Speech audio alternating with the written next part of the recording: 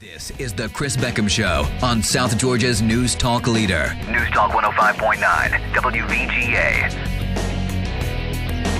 All right, back on the Chris Beckham Show on this Thursday afternoon.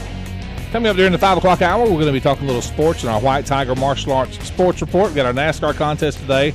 And we'll be talking about a little old football game at Bazemore Hyder Stadium tomorrow night. It's only for the region championship against two of the oldest rivals in South Georgia, but we'll get to that in a little while and be taking your calls on that. Right now, we're going to talk more about education as we will continue our series of discussions about the referendum on Tuesday's ballots for the dissolving, I guess I keep saying consolidation, it's actually the dissolving of the city school charter for the Valdosta City Schools. And here joining us this afternoon in studio from the Valdosta Board of Education, Bill Love. Bill, how are you? Doing great. How are you doing, Chris? Thank you, and thank you for being here, as well as a member of the Lowndes County Board of Education, Fred Weatherington. Fred, hey, Chris. Good to see you again. Yes, sir. Good to see you. And also Dr. Troy Davis with Lowndes County Schools. Dr. Davis, how are you? I'm great, Chris. Thanks for having me. Appreciate y'all all being here. There's a lot of information that we want to kind of go over today, and of course we've had somebody on every day this week because we feel this is an important discussion to have. And I know there've been kind of things said back and forth, and we're trying to,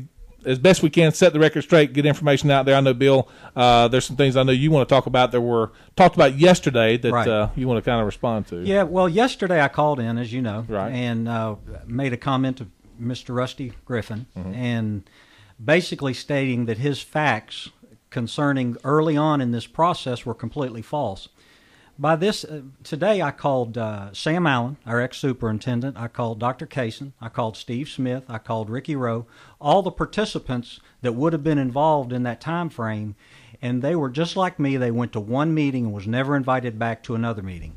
I also called Myrna Ballard at the Chamber of Commerce, and I said, Myrna, I would like to see the documentation that Rusty Griffin said he had, which was minutes from meetings that showed these people there. And I can tell you that I haven't seen those to right now. Now, I don't know if they're there or not, but I don't like being blamed for this just going to the city for a vote. And that's basically what he did yesterday.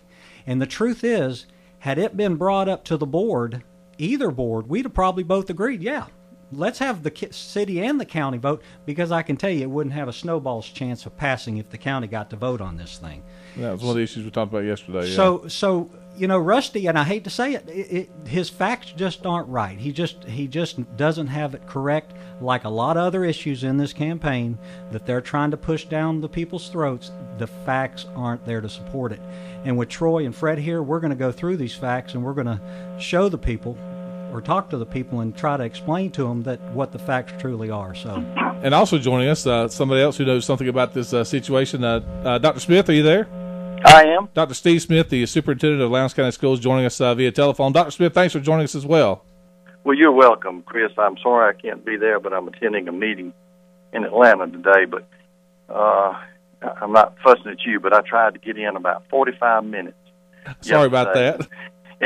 Every time I tried, the phone line was busy. So anyway, I just wanted to share a little bit of information regarding some of the comments that Rusty Griffin made yesterday, of which most of those comments were certainly untrue.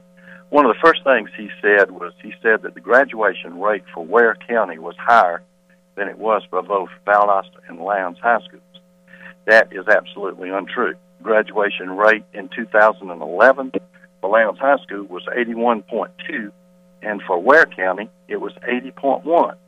Now, I've calculated the graduation rates for Lowndes, Valdosta, and Ware County over the last 5 years. The average graduation rate in Lowndes County is 80.72. The average graduation rate in Valdosta High School is 68.06. And the average graduation rate for Ware County is 67.94. So Rusty needs to stand corrected in the sense that the information he gave yesterday was certainly untrue.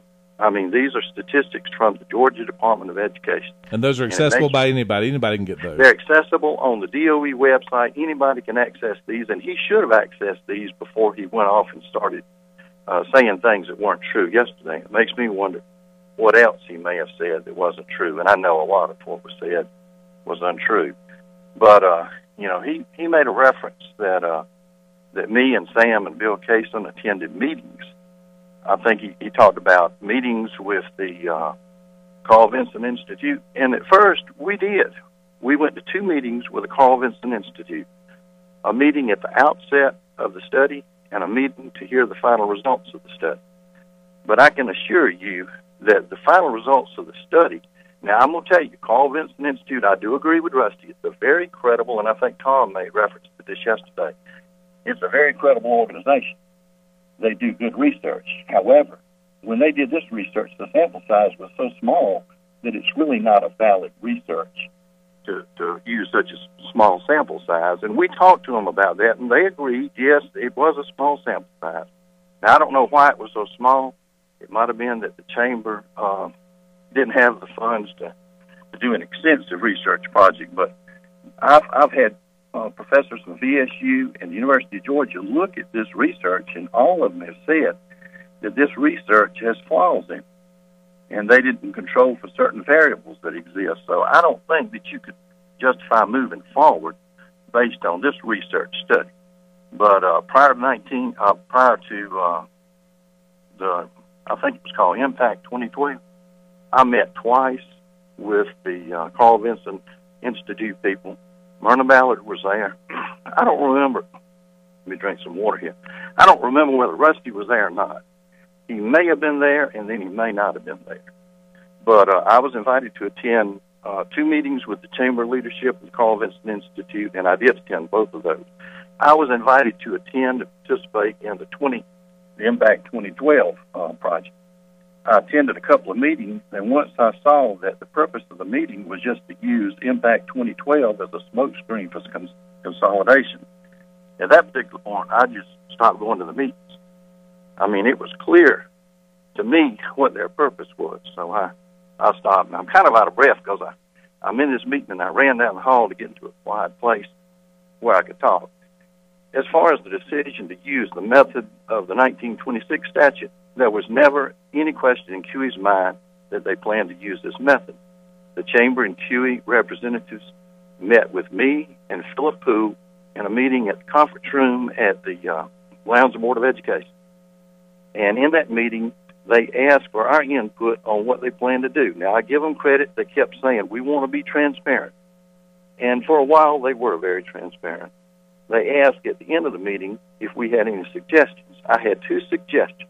One suggestion was that they need to allow a 3-year period, transition period, so that the questions that have been asked over the last 3 months could be answered prior to the consolidation, if that's what the citizens wanted to do. But they didn't really answer that question as to whether or not they would allow for a transition period. But the second question that I asked is that they let the city and county vote, because that's the only way that you're going to have a fair decision in whether it was in the best interest of the community. Myrna Ballard told me at that time, no way. There's no way we're going to let the county vote because the county will defeat it. Later, Walter Hobgood told me the same thing. So, you need to be real careful when you're talking about things like that, because if you want, they're forcing consolidation. It's a private entity trying to do a hostile takeover of the city school system. If they had the best interests of the community at heart, they would let the entire community vote on it rather than disenfranchising half the community by not letting the county voters vote. A couple of other things. I don't want to take a whole lot of your time because I know you got some real important guests there, and I want them to have the opportunity to speak as well. But as for Rusty's comment that I said it would be a good idea to consolidate sometime, I said possibly in the future that there may be consolidation. But that may be consolidation. I can't predict the future. I can't answer whether it will happen or not. But I can tell you one thing. It doesn't need to happen until the community is ready for it to happen. And I mean the entire community. I don't mean just the city voters. QE and the chamber are desperate, and the desperate people will take desperate actions. And I think by some of the things that Rusty has said yesterday, these are very desperate things, and they're not true, and I take offense to it. As for the tactics that he says we're using scare tactics, there's no truth to this at all. So the truth will be our witness if consolidation occurs. So I want the people to know that the decisions that have been made and the recommendations that we have made are based on fact and they're based on research. So I just don't understand why they keep proposing that there won't be any loss of jobs, that there's going to be educational improvement, academic achievement. I mean, just the example with Ware County demonstrates that there was no improvement in academic achievement. There is an increase in operating costs. Dr. Troy Davis, Dr. Bill Kaysen, and Marty are three of the best people I know in educational finance. Now, you can't tell me they don't know what they're doing. They know what they're doing, and we have used other communities as examples, and I can assure you that there will be an increase in cost to operate a consolidated school system. There will be an increase in property taxes. They can take that to the bank. There will be busing, and that people will lose jobs. And I've already talked to Rusty on another station before about this. For him to sit there and claim that there won't be a loss of jobs, that is not true.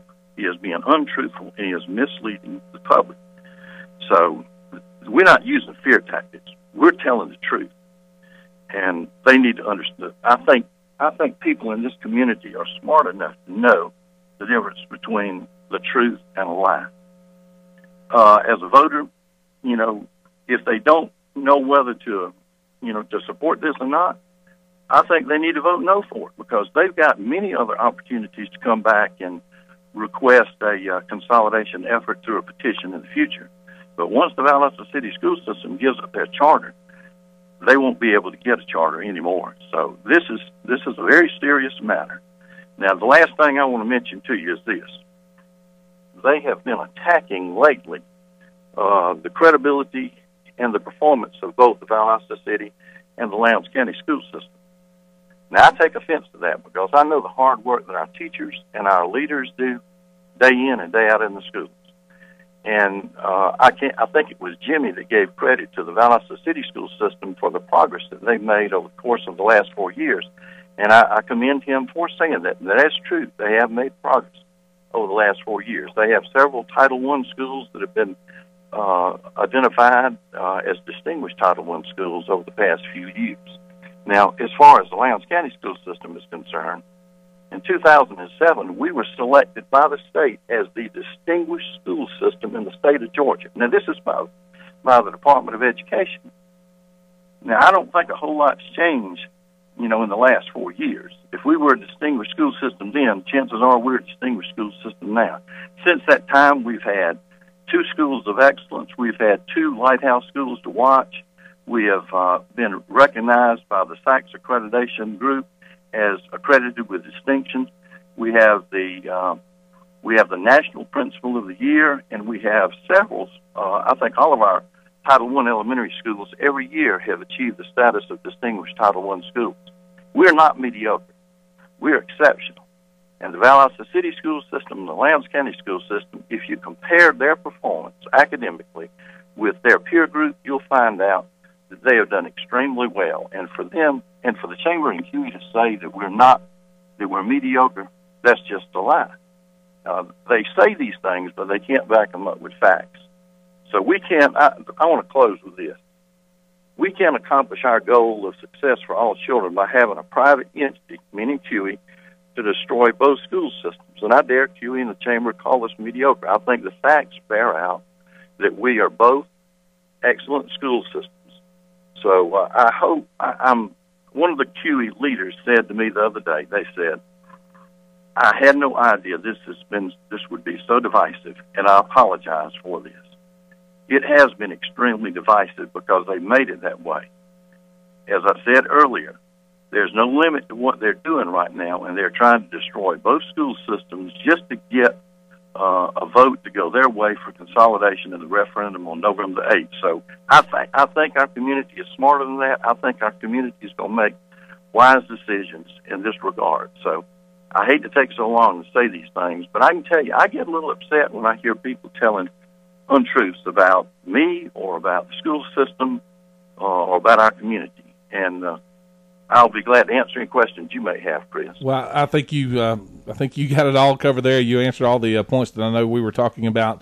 yesterday, and we're glad that you did, because that's exactly what we're trying to do, is to set the record straight and get the information out there, so, as you say, people can make a wise choice at the ballot. So, Dr. Smith, thanks for joining us, and we do appreciate it very much. You're most welcome, and say hello to my friends there in the station now, and I'm sure they'll do an admirable job in answering other questions that the callers may have. Yeah, we're going to get down to the nitty-gritty, and I know you are, lost in this, Dr. Smith, is you're actually up there conducting school business, which is what you're supposed to be doing, so we appreciate you taking the time out to join us.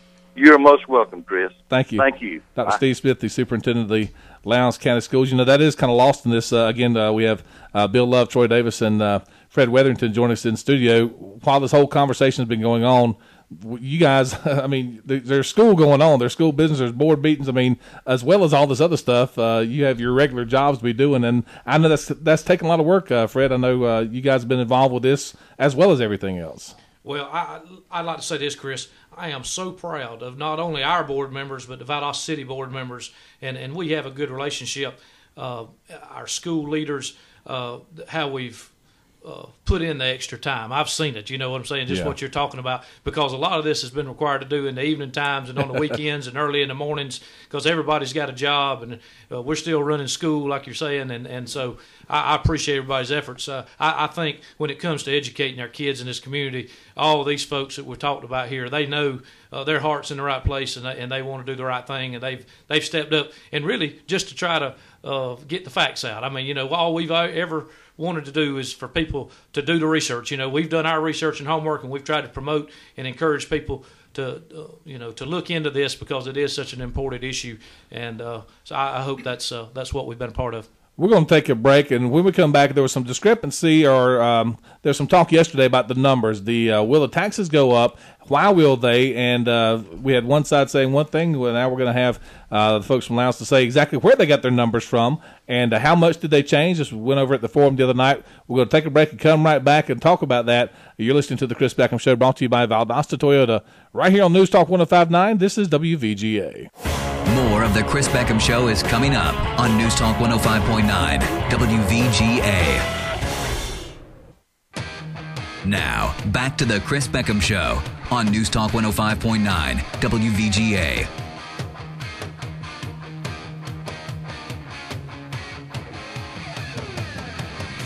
All right, back to the Chris Beckham Show on this Thursday afternoon. 241-1059 is our number. Fred Weatherington, Dr. Troy Davis, and Bill Love joining us in the studio talking about the referendum for school consolidation that is on the ballot next Tuesday. Of course, you can early vote, and if you are a Valdosta City resident, we certainly do hope that you get out and make your voice heard at the polls. Now, Dr. Davis, I want to ask you about the numbers, because that's really one of the things that's been in question is, okay, at the forum on Tuesday night, which Lowndes County Schools held, there was said yesterday that the estimated rise in taxes was, as they put it, significantly lower than first advertised. Now, there was a change in them, and tell us why that was and exactly kind of where you estimate things to be right now. Well, Chris, in the beginning, the QE group was asking for an additional $16,083,474 in one of their first line items. Mm-hmm. That's what they asked for, which would be a 5.74 millage rate increase over the consolidated tax digest. And I want to talk just a second about that. The new consolidated tax digest, the millage rate for what I'm calling status quo, where we are, the status right now, how much money the two school systems gather locally, would be 16.317 mils. So if you take that, 16.317 mils, that's not my numbers. That's the state, the Department of Revenue. That's the tax digest. Right. So you take that, and they had a $16 million price tag on their line item number one.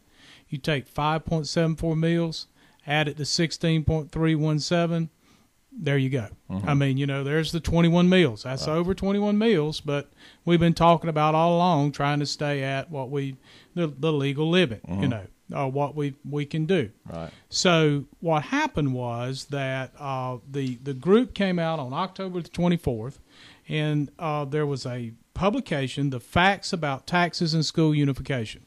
And this first number has been on the website from the very beginning, and they adjusted that number. And they came down. They said, well, no, we don't believe it'll take that. We think it's $11,663 per student. Well, the Lowndes County school system, we're spending the money we get right now on our children, our programs, all of our programs. I mean, and I won't go through that, but we're not, unless we're going to do away with programs, we have to continue to spend that money. So if we want to, the idea now is, well, let's just don't balance it between the students. Let's just bring the Valdosta City School Systems up, their data per student. And so they changed it to $8,045,448. So we went from $16 million to $8 million, just round numbers. That's half.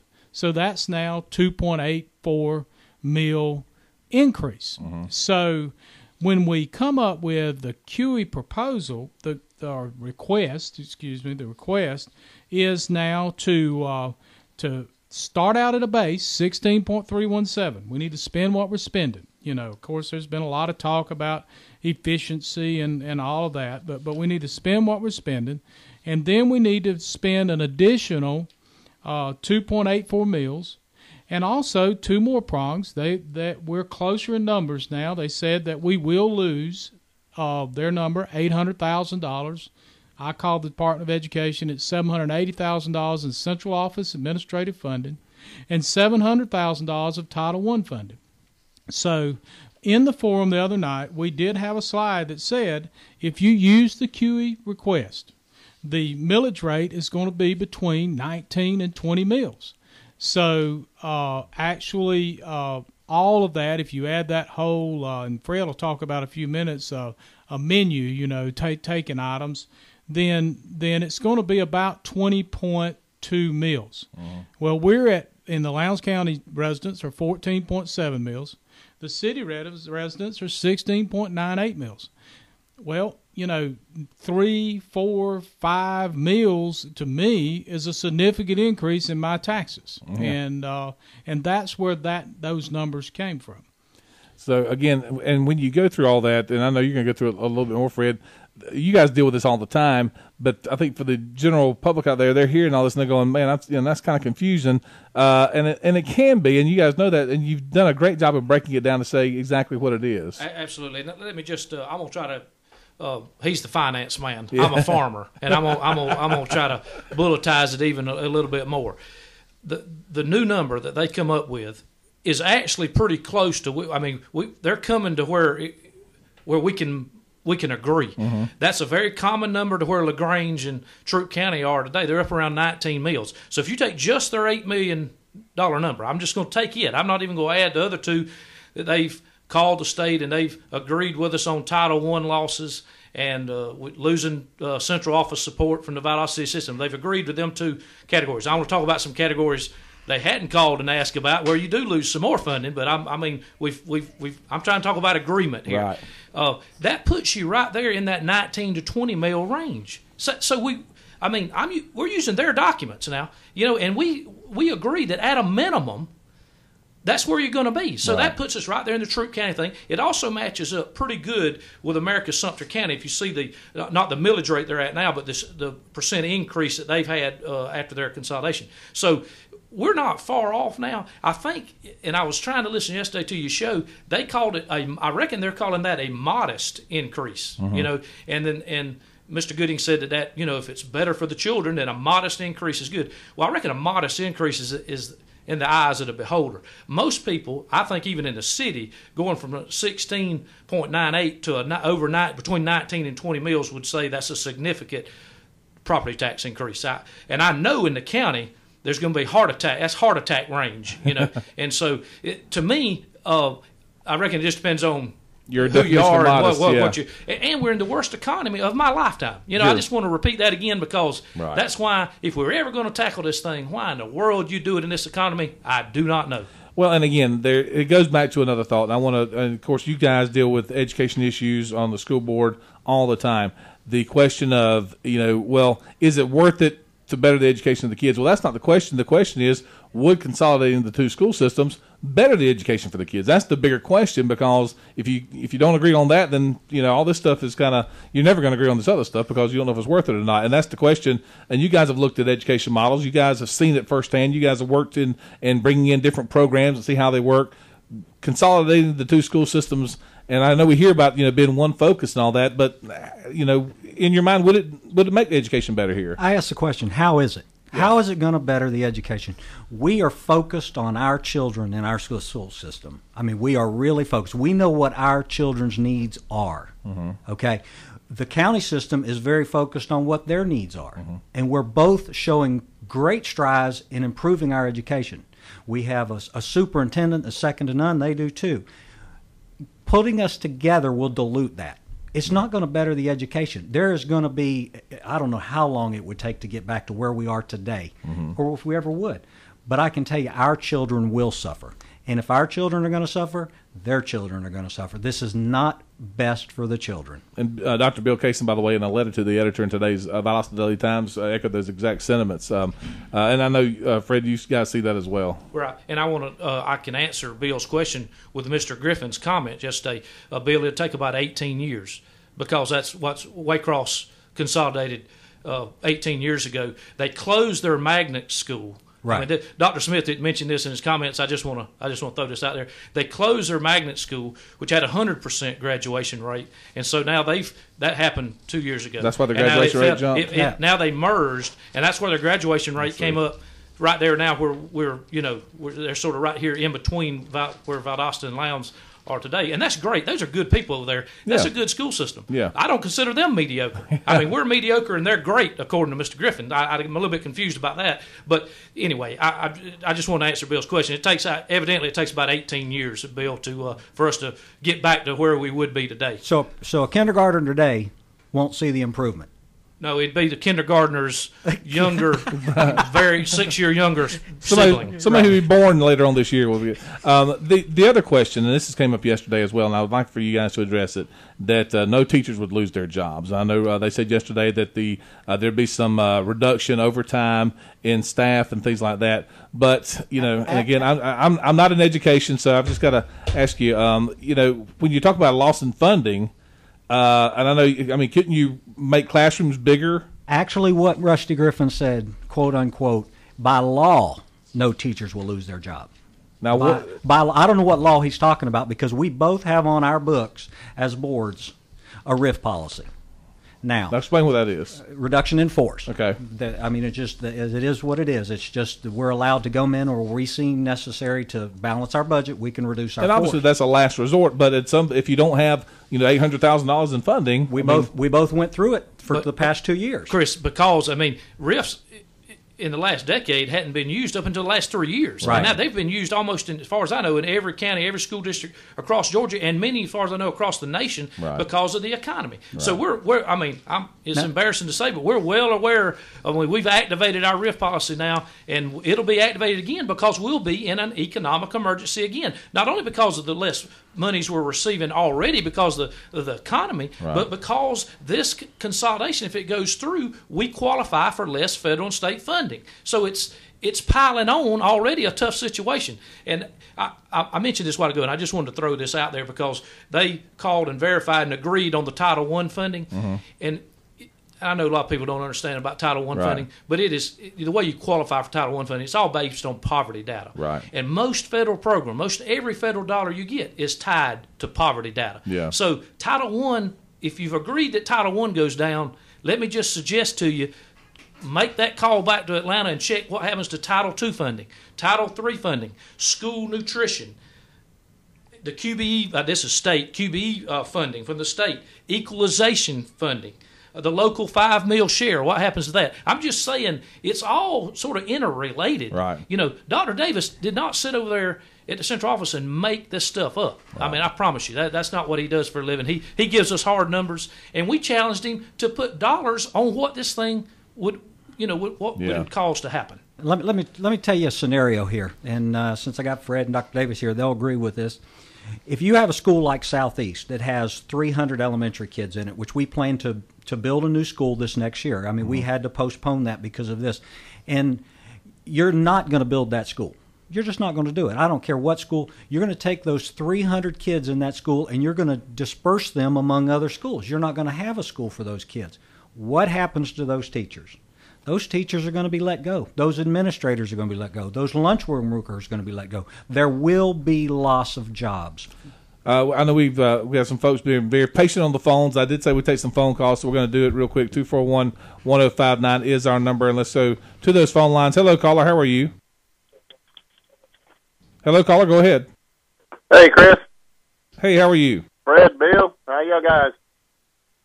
Doing great. Bill, I just wanted to tell you I love your brother and keep up the fight. Have a good day. All right, thank you, caller. We appreciate that very much. 241-1059. Always nice to get a call and support. That's right. So that's right. Thank you. And again, these are the experts. So if you do have some questions you want to pose to them, give us a call, and we'll be glad to patch you through. Let's go back to the phone lines. Oops, all right. We'll take a call. 241-1059 is our number. Again, Bill Love, Fred Wetherington, and Dr. Troy Davis joining us in studio today. Again, as we go to, I know we had good attendance at the forum Tuesday night as we went over some of these numbers. And again, Dr. Davis, I know the numbers, like I said, you guys are seemingly constantly working on them. And hopefully people were at the forum on Tuesday night. Is there a way they can get these numbers if they say, hey, I just want to take a look at these? I know I don't think follow them all, but yeah, Chris, they're on our website. They are. Okay. They are the front page of our website, which is www.lowndes.k12.ga.us. If you forget it sometime, like I do, just Google Lowndes County Schools. That's what I do, and it'll come up, and they're right there. And we also have linked to the videos from the forum the other night and the previous forum, so you can just click on there and watch it and watch our explanation of how we got to where we are. Thank you, Troy. Let's go back to the phone lines. Hello, caller. How are you? Yes, sir. Good afternoon, gentlemen. How y'all? Appreciate y'all putting all the facts out there for us. I got a question. I live in the county, and if this thing is voted on and approved and it goes through, do the residents in Lowndes County have the legal grounds to file a lawsuit against it? All right, caller, we're going to take your answer off the air, but thanks for the call. Thank you. Anybody want to jump on that? Well, none of us are attorneys, but I know that question's been asked by several attorneys in town, and I don't even know what all the answers are and all the options are, but I would ask the gentleman that if he has an attorney or an attorney friend, he might call and see what he or she says. I know that there's people being asked, talking about that, because this country was started on not liking the idea of taxation without representation. And I've heard that. You don't know how many times I've heard that up in Hayire in the last couple of months. So there's people that's definitely concerned about that the fairness issue on this whole debate. Yeah. Let's go back to the phone lines. Hello, caller. How are you? Hey, man. How you doing, Chris? Good. Hey, I'd like for the guys in there to explain who the QE committee is and who they're representing, and if they are a subcommittee of any other local, whatever you want to call them. But I'll take that off the air. Thank you, caller. Yeah, I mean, it was started kind of with a chamber movement. I mean, is that right? And then they started their Impact 2012. Impact 2012 got into education. Education reform got into QE. Yeah. Rusty Griffin, Tom Hobgood, Walter Hobgood, Tom Gooding, and I don't know who else was a member. If you go to their website, their board members are listed there. Right. It started with a basically for the Chamber of Commerce had input on the Impact 2012, and it kind of came from that, I believe. But and they'll be their names are on their website, and you can check that out and see who they are. So. This might be the appropriate time, Chris, just to mention, and I know I've heard you mention this over and over, and I just agree with you, and I want to, we need to end, when this thing all ends, thank goodness, on next Tuesday, to remember the fact that it's great that we're debating public education, and I believe a lot of those QE folks in their heart, they want to try to help, make education stronger here in Valdosta, Lowndes County, and we're just disagreeing about how we get there. You know what I'm saying? Because I know in our system, 46% of our population is at the poverty level. In the Valdosta, it's like 76%. They definitely have more.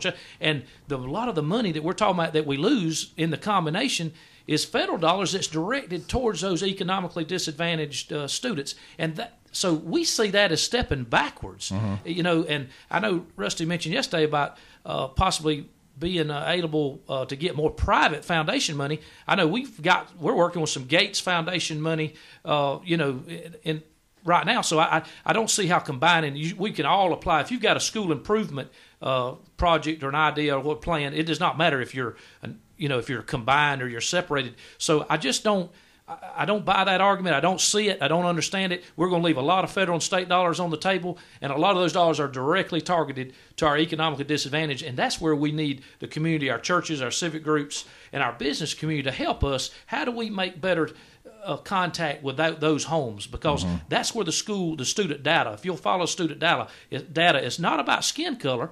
And Bill can confirm this. Right. It's about their home, the economic status, socioeconomic status at the home, and that's where the data really goes. And so I'm excited that we're talking about public education. And I'm sorry we disagree on how we improve, but I just want to suggest to folks that we know we're not all sitting on the mountain high thinking that everything's peaches and ice cream. That's I right. mean, that's not the situation. Yeah. We're working, and we need the help, and we want the community's help. And there's been some good ideas.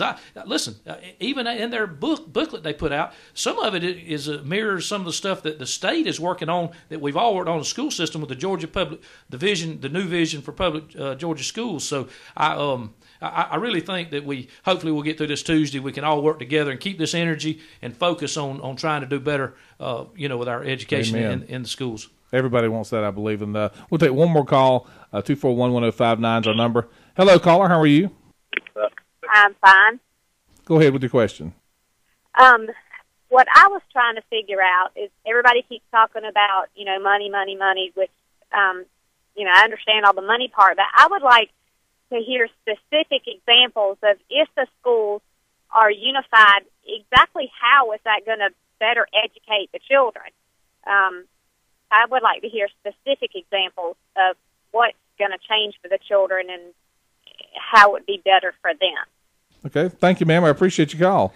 That might have been a call for the other side, because that's I know that's what that is the $1 million question, Bill. Well, let me just say this, and I can't answer that question directly, but I can do it by going at it from another direction, and that is, in the Valdosta City Schools, we have a few programs that we're very proud of: Reading Recovery, Valdosta Early College Academy, and the IB program.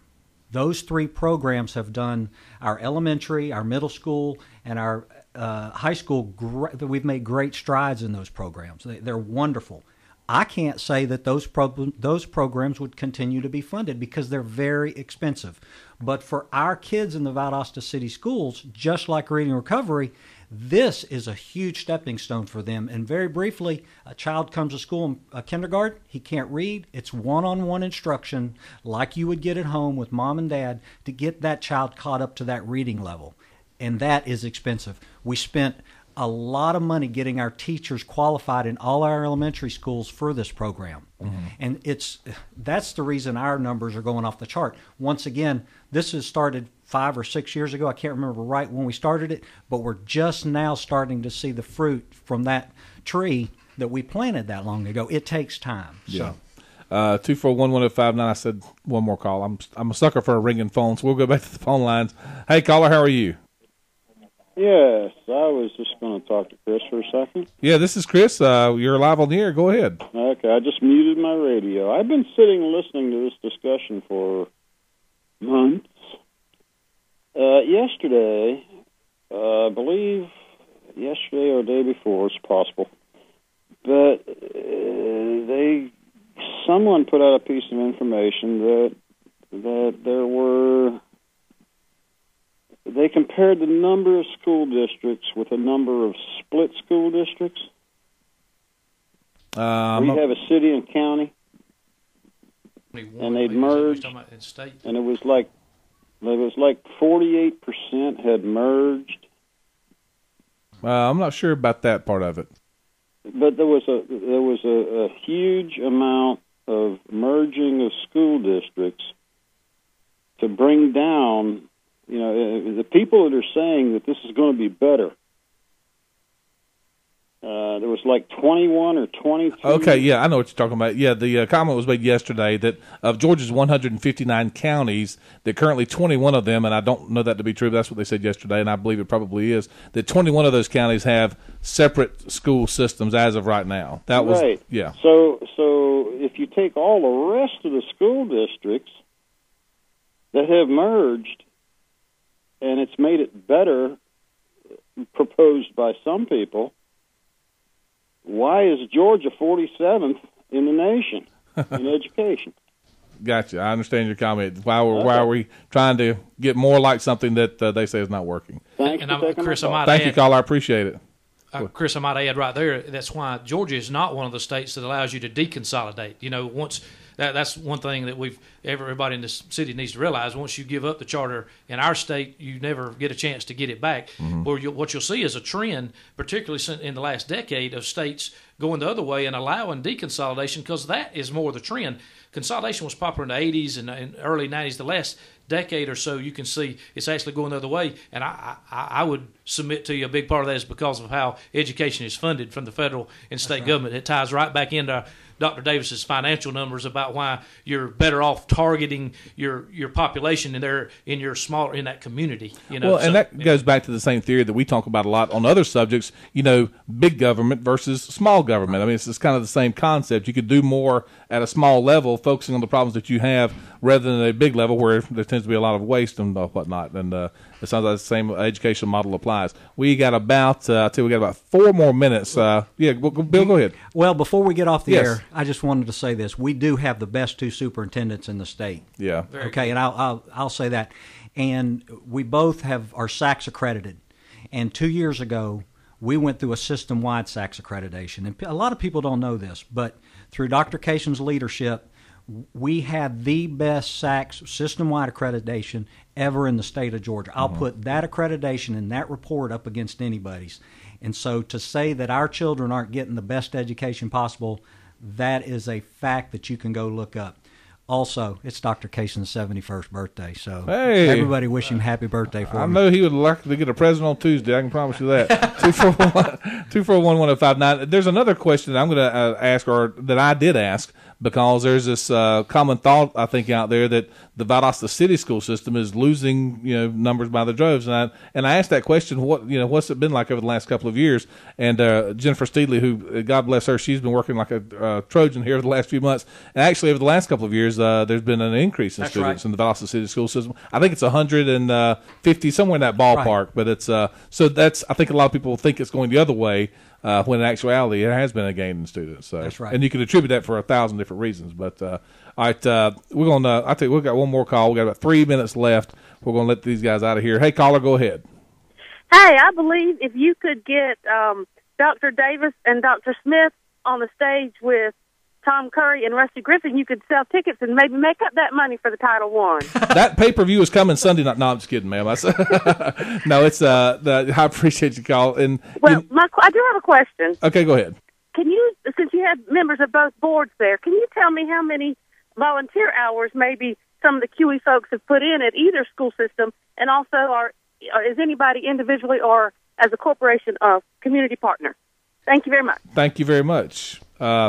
Community partnership, I have no idea about, and but I think that goes back to what you were saying earlier. Obviously there's disagreements on how to get there, but we started this process. Sam Allen, the first thing he said when he came on this show is, "Listen, these folks are my friends when this whole thing started, and they're going to be my friends when this is over. We disagree on how it's supposed to get there, but we don't want to question motives. If they want to improve education, listen, everybody wants to do that, and there are ways to do that." And as you said on November the 9th, let's all come together and take this passion that people have obviously shown to better education here, and let's put it to work. Amen, brother. So I won't pass the hat around, but again, we do appreciate you guys coming on. Again, Dr. Davis, thank you so much for. I know you've worked incredibly hard on getting this financial information together and making it public, and we do appreciate you answering those questions today. Thanks, Chris. And one thing, I would offer anyone on the other side to call me, email me, stop by. I'll meet you. I'll explain how I came up with these numbers, and I promise that there's sound fact behind it, and I'll be glad to talk to anyone about these numbers. Yeah, we appreciate that as well. And again, they are available on the Lowndes School Board website. Bill, thanks for coming by as well. Thank we appreciate you, it a lot. Fred, as always, thanks for coming by. And again, the vote is on Tuesday. You can early vote. Tomorrow is your last day. No voting on Monday. Polls will be open all day long on Tuesday, and it's very important that you do voice your opinion. And we're going to come back next hour and talk a little bit about this a little bit more. And I'm going to give you my opinion on all of this. We've had both sides on. We tried to be very fair. We've had 2 days with the pro folks and 2 days with the anti-consolidation folks, and so we do that so you can have as much information as possible. So when listen, you're a very smart listening audience. When you go to the polls, you know what to do, and we hope that you do it. Make your vote count. Get to the polls and do your due diligence. We're going to come back also next hour. Our sports report. We're going to talk about Region Championship football. 8:00 Bazemore Hyder Stadium tomorrow night. Also our NASCAR contest. Your chance to win a great prize there, and a whole lot more coming up right after this. Again, you can give us a call next hour 241-1059. Back with more of the Chris Beckham Show coming up right after this. After your Fox News, right here on Newstalk 105.9 WVGA.